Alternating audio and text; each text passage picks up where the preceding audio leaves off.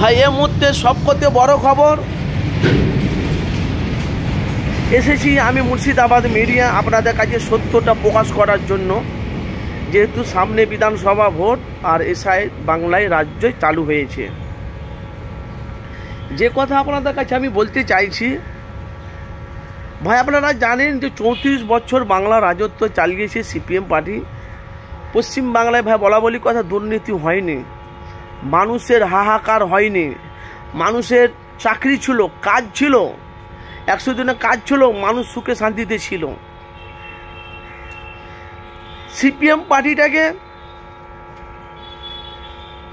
34 বছর বাংলা রাজত্ব চালিয়ে কিছু মানুষ চেয়েছিল তো বাংলাটা কিছু উন্নয়ন পরিবর্তনের জন্য, মানে 34 বছর বাংলা রাজত্ব চালিয়েছে, একবার অন্য দলকে দেওয়া যাক বাংলা পরিবর্তন করার জন্য।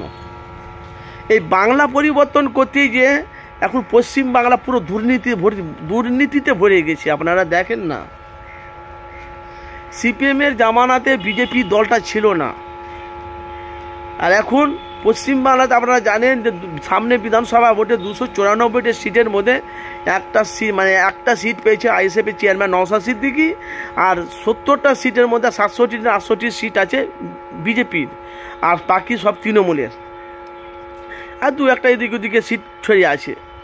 তাহলে পশ্চিম বাংলাতে দুর্নীতিটা এনেছে কে? ভাই আপনাদের ভাই কথাগুলো একটু মনোযোগ দিয়ে শুনবেন, কেন আমি মুর্শিদাবাদ মিডিয়া ভাই বলা বলি কথা চোখে চোখ রেখে আমি কথা বলি। ও আমি কাউরি ধারধারি করি না, কারি চামচাগিরি করি না, কারি দালালিও করি না ভাই, সত্যটা মানুষের কাছে প্রকাশ করি। এই বাংলাতে এসআই চালু হয়েছে,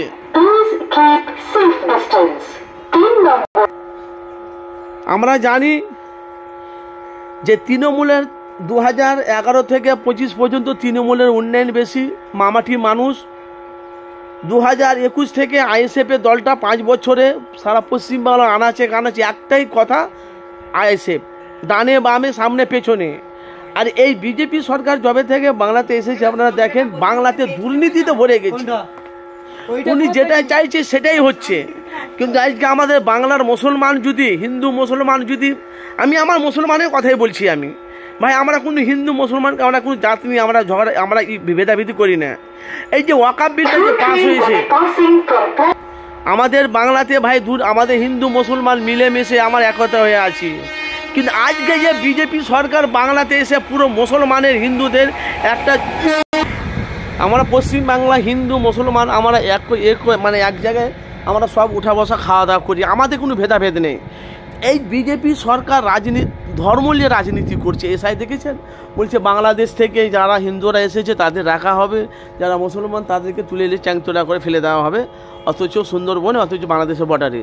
এই যে পশ্চিমবাংলার যে আনাচে কানাচে, এই যে তৃণমূল যে বাংলাতে যে প্রায় মোটামুটি 2011 থেকে 2025 পর্যন্ত ওনার উন্নয়ন বেশি। আর দেখেছেন মানে বাংলাতে ভাই এত দুর্নীতি হয়েছে কি বলছি, একজন বাংলার মানুষ যারা গরিব অসহায় মানুষের, বহুত মানুষের ঘর বাড়ি নেই। কিন্তু দেখেন নেতাদের বাড়িগুলো দেখো না, নেতাদের বাড়িগুলো দেখলে আপনাদের মাথা খারাপ হয়ে যাবে। একতলা থেকে দোতলা হয়েছে, দোতলা 4তলা, কিন্তু যারা গরিব অসহায় মানুষ তাদের কিন্তু কিছু হচ্ছে না। এই যে বাংলাতে যে এখন যে একটা বিভ্রান্ত চলছে, আমরা বা একটা শান্ত সমাজ, শান্ত রাষ্ট্র, শান্ত মানে পশ্চিমবাংলায় আমরা ওই নেতাকে চাই যে হিন্দু মুসলমান যে ভাগাভাগি হবে না, ধর্মকে নিয়ে যে রাজনীতি হবে না, সে যেই পার্টি হোক না কেন। আরে বামফ্রন্ট সিপিএম বাংলাদেশ ছিল, দুর্নীতি ছিল না, বিজেপি ছিল না। তৃণমূল এখন মুখ্যমন্ত্রী আছে, কিন্তু বিজেপি বাংলাতে আসার জন্য অনেক ষড়যন্ত্র করছে। এরা চাইছে তৃণমূল দিদিকে সরিয়ে শুভেন্দু অধিকারীকে বাংলাতে মানে ওকে মুখ্যমন্ত্রী করবে, কিন্তু বাংলা মানুষ পাগল। আরে শুভেন্দু বসু তো হিন্দুদের বিপক্ষে